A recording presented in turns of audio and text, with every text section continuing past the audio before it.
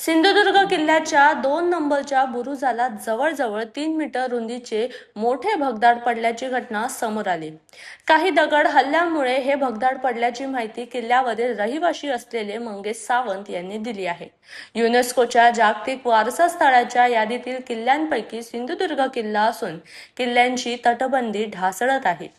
छत्रपती शिवाजी महाराजांनी समुद्रात बांधलेला हा एकमेव ऐतिहासिक किल्ला असूनही त्याची अशी अवस्था बघून दुःख आणि हताशपणा झाल्यासारखं वाटत असल्याची प्रतिक्रिया किल्ल्यावरील रहिवासी मंगेश सावंत यांनी दिली आहे।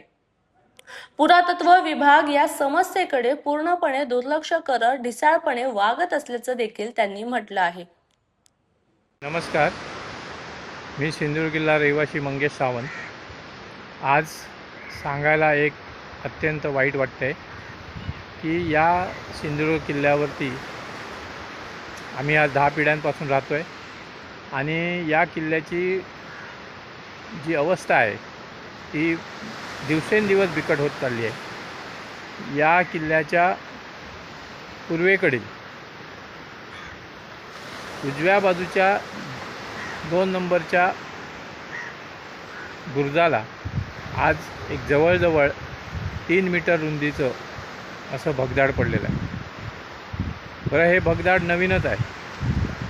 ह्या कालच्या तुफानात त्या अगोदर काही दगड हललेले होते असतील, पण आता ते भगदाडाच्या स्वरूपात मोठ्या प्रमाणात झालेलं आहे। आजच माझ्या निदर्शनात आलं, मी बाहेरच्या बाजूला उतरून सकाळी मी त्याचा पाहणी केली, तर हे संपूर्ण पाव्याकडचे दगड हे संपूर्ण निखळलेले आहेत।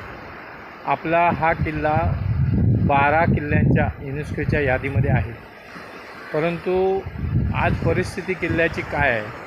पश्चिम दक्षिण या बाजूच्या ज्या भिंती आहेत याला लाटांचा मारा मोठ्या प्रमाणात असतानासुद्धा तिथल्या भिंती पण अशा बऱ्याच ठिकाणी छोट्या मोठ्या भगदाडं पडलेली आहेत। पण आता पूर्वेकडची जर भिंत जिथे लाटांचा मारा नाहीच अशा ठिकाणी जर भिंत कमजोर होत असतील तर याकडे प्रशासनाने, शासनाने, पुरातत्व विभागाने लक्ष देणं गरजेचं आहे। पुरातत्व विभाग संपूर्ण झोपलेला आहे, कसलंही त्यांना पडलेलं नाही आणि यासाठी एक दुःख होतं आहे की आज हा महाराजांचा किल्ला, आज समुद्रात असलेला एकमेव किल्ला आणि या किल्ल्याची अशी अवस्था हे बघून खूप वाईट वाटतं आहे, हताश झाल्यासारखं वाटतं आहे। तरीसुद्धा शासनाला, प्रशासनाला एक कळकळीची विनंती आहे की त्यांनी लवकरात लवकर याकडे लक्ष द्यावं आणि याचं डागडुजीचं काम पूर्णपणे पहिलं हातात घ्यावं। धन्यवाद।